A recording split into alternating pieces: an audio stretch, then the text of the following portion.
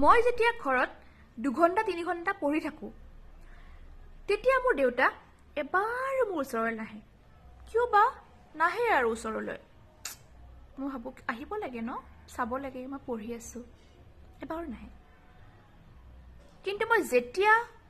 ফোনটো এনেকে লওঁ ঘপককৈ আহি ওলায় মানে ফোনটো এনেকৈ চোৱাৰ লগে লগে দেউতা হাজিৰ কিয় মানে কেনেকৈ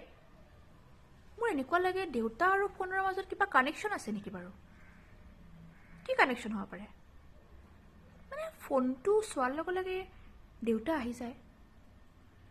কিন্তু পঢ়ি থকা সময়খিনিততো এবাৰো নাহে আৰু আহি এটাই কথা তোৰ পঢ়া শুনা ধান্দা নাই তই জীৱনত কি কৰি খাবি সেইটো ভগৱানে জানে মই নাজানো কিন্তু মই যে পঢ়ি শুনি থাকোঁ সেইখিনি দেখাই নাপায় অলপো